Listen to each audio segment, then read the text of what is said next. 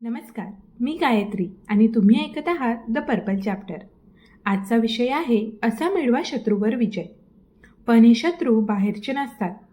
हे असतात आपल्या मनातले भीती, न्यूनगंड आणि सततची तुलना. या शत्रूवर विजय मिळवायचा असेल तर सुरुवात होते स्वतःच्या विचारांपासून. कोणत्याही मार्गात यश प्राप्त करताना जो अडथळ्यांवर मात करतो तोच यश मिळवतो. अडथळ्यांवर तोच मात करू शकतो ज्याला अडथळा हा अडथळा आहे हे समजतं. खूप जण अडथळ्यापाशीच अडकतात, परंतु खरं तर अडथळा अडथळा नसतोच. हा अडथळा मी पार करू शकणार नाही हा विचारच सर्वात मोठा अडथळा आहे. हा विचारच तो अडथळा दूर करण्यापासून आपल्याला रोखतो. विचारांमध्ये शक्ती आहे. विचार सकारात्मक असतील तर सकारात्मक शक्ती तयार होते. विचार नकारात्मक असतील तर नकारात्मक शक्ती तयार होते. आत्मविश्वास हा सकारात्मक विचारांचा परिणाम आहे. एखाद्या कार्याबद्दल तुमच्या मनात सकारात्मक विचार असतील तर त्यावेळेस तुमच्या मनात आत्मविश्वास नक्की तयार होतो. ज्या वेळेस तुमच्या मनात नकारात्मक विचार असतील त्यावेळेस आत्मविश्वास नाहीसा होतो. खूप वेळा अचानक आलेले नकारात्मक विचार भल्याभल्यांचा आत्मविश्वास घालवून ठेवतात. यासाठी अशा नकारात्मक विचारांना ओळखता आलं पाहिजे आणि त्याच्यावर मात करता आली पाहिजे. आत्मविश्वासाचा खरा शत्रू म्हणजे आपले नकारात्मक विचार. पावसाळ्यात प्रवास करताना एके ठिकाणी आम्ही थांबलो, कारण माझ्या पुढे दोघे तिघे थांबले होते. माझ्या पुढे दोन्ही कार थांबल्या होत्या, कारण समोरच्या रस्त्यावरून ओढ्याचं पाणी वाहत होतं. समोरचे दोघेही थांबले म्हणून मी पण थांबलो. तिथे चर्चा चालली होती की हे पाणी कमी झाल्याशिवाय जाता येणार नाही. सगळ्यांना वाटलं आता इथेच थांबावं लागेल, पाणी कमी झाल्याशिवाय जाता येणार नाही. पण तेवढ्यात मागून एक लहान कार आली. तिने आमच्या उभ्या असलेल्या कार्सला ओव्हरटेक केलं. आम्ही सगळे आश्चर्याने तिच्याकडे बघत होतो आणि तो कार चालक मात्र हसत आमच्याकडे बघत होता. बघता बघता त्याने ज्या रस्त्यावरून पाणी वाहत होतं तो रस्ता ओलांडला. रस्ता क्रॉस करताना जाणवलं की पाणी दिसतंय मोठं, पण याची खोली अजिबात नाही. ती मागची कार सहज निघून गेली. ती मारुती कार निघताच सगळे आपापल्या कारमध्ये जाऊन बसले आणि भराभरा त्यांनी तो पाणी वाहत असलेला रस्ता ओलांडला. फक्त एकाची सकारात्मक कृती फक्त एक रस्ता ओलांडून जाऊ शकतो, मग आपण का नाही? हा सकारात्मक विचार प्रत्येकाला आत्मविश्वास देऊन गेला. त्या आत्मविश्वासाच्या बळावर एक एक पुढे जायला लागले. हा विचारांमधला आत्मविश्वास निर्माण करणं गरजेचं असतं. कित्येक वेळेला आपल्याला स्वतःवर शंका यायला लागते. जेव्हा स्वतःवर शंका येते तेव्हा मात्र गडबड होते. त्यांना जमलं पण आपल्याला जमलं नाही तर? त्यांची क्षमता असेल, माझी क्षमता कमी पडली तर? अशा नकारात्मक विचारांमध्ये जेव्हा तुम्ही गुरफटता तेव्हा क्षमता असून सुद्धा, शक्ती असून सुद्धा, सहजतेने साध्य होणारं लक्ष असून सुद्धा हे विचार तुमच्या अंगातील शक्ती काढून घेतात. आपले स्वतःशी चाललेले विचार, आपले स्वतःशी असलेले संवाद, असा नकारात्मक चाललेला संवाद कसा थांबवायचा हा प्रश्न निर्माण होतो. त्यासाठी सकारात्मक विचार कसे तयार होतात ते बघायला हवं.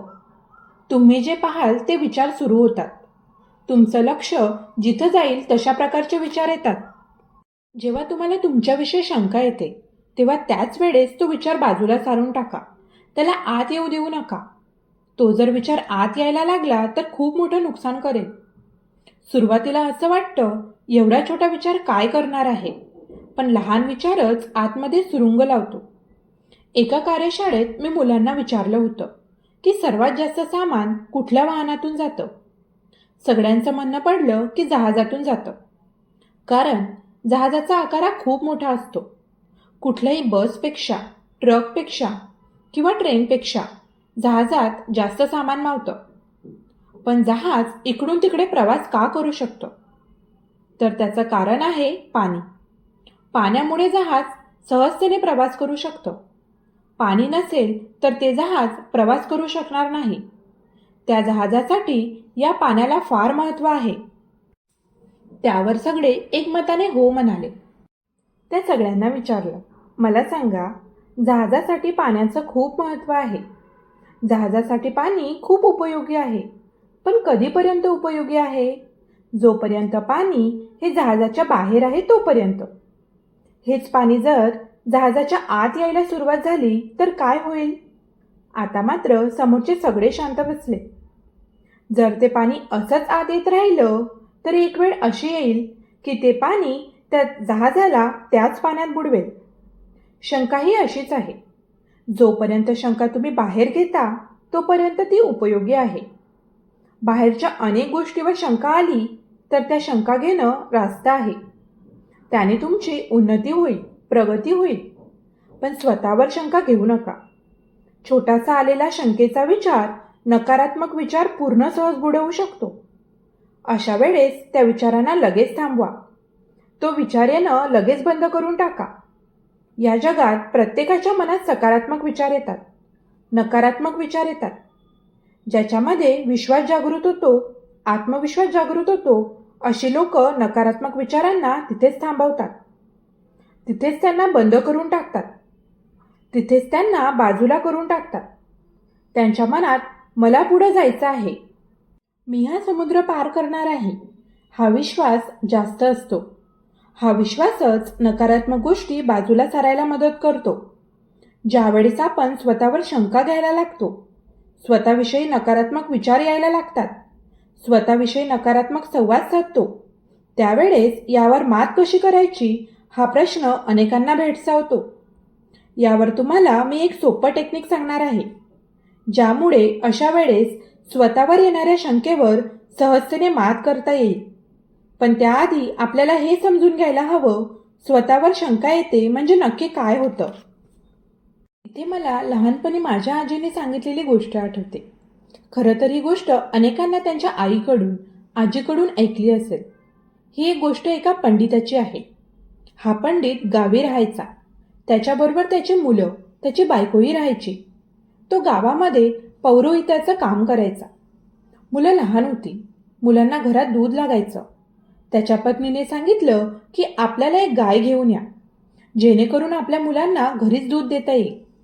कशी तरी पैशाची जमवाजमव करून पत्नीच्या हट्टाखातर, आग्रहाखातर हा मोठ्या गावी निघाला, जिथं बाजार भरायचा. तिथून गाय घेऊन परत यावे या विचाराने तो पंडित त्या गावी गेला. जाताना मध्ये लागलेलं पूर्ण जंगल त्याने पार केलं. गायीच्या किमती बघून मात्र त्याचं धाडस होईना. एवढी महागाची गाय मी कशी घेऊ हे विचार त्याला येऊ लागले. त्याच्याकडचे पैसे कमी पडत होते. शेवटी त्याला एका शेतकऱ्याने एक युक्ती सांगितली. तुम्ही एवढी मोठी गाय घेऊ शकत नाही तर हे वासरू घ्या. त्या वासराला चांगलं खायला प्यायला घाला. 2-3 वर्षात त्याचं रूपांतर गायीमध्ये होईल. तुमच्या घरी आपोआप दूध येईल. पंडिताला ही कल्पना पटली. काय हरकत आहे असा विचार करून त्याने ते छोटंसं वासरू घेतलं. शेतकऱ्याने सांगितलं की वासरू लहान आहे, त्याला जास्त चालवू नका, पळवू नका, त्याला जपा. आता जपलं तर आयुष्यभर तुम्हाला हे वासरू जपेल. त्याला ते म्हणणं पटलं. वासराला घेऊन निघाला.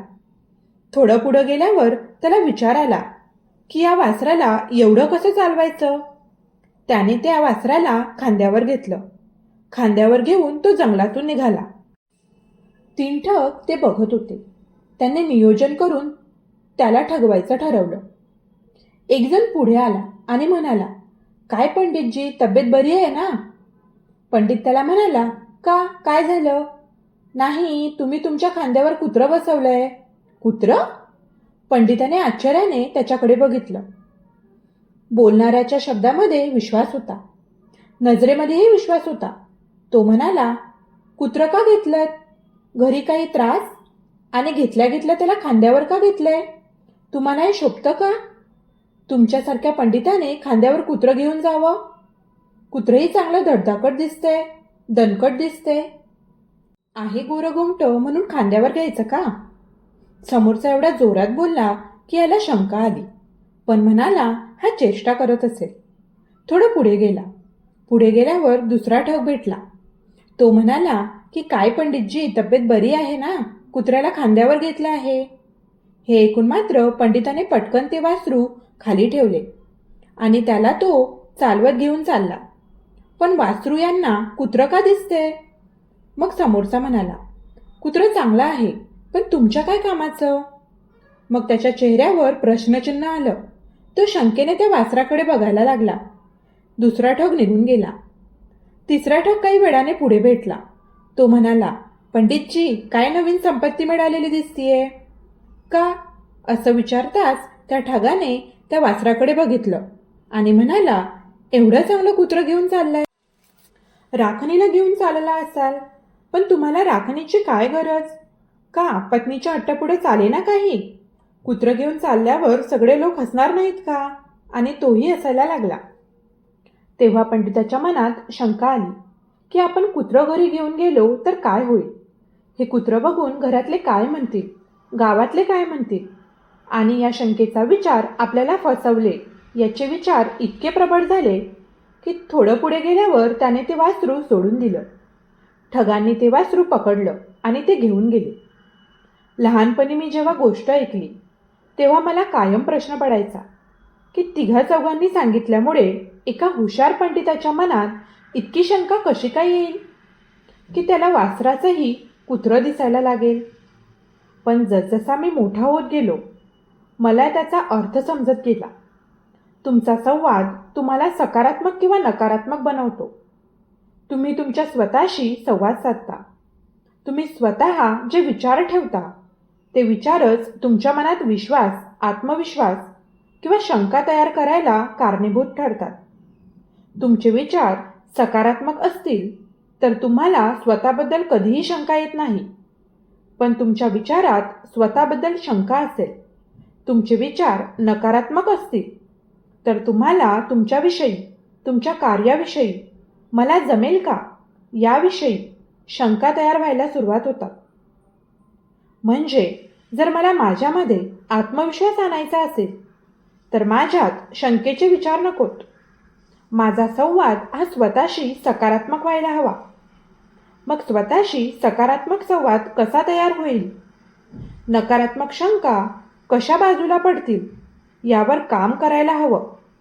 यासाठी तुम्हाला तुमची देहबोली बदलायला हवी. देहबोली ही खरं तर आपल्या विचारांनी बदलते. शत्रू मनातले असतात. त्यांना हरवायचं असेल तर विश्वास जागा ठेवा. पुन्हा भेटूया द पर्पल चॅप्टरवर. धन्यवाद.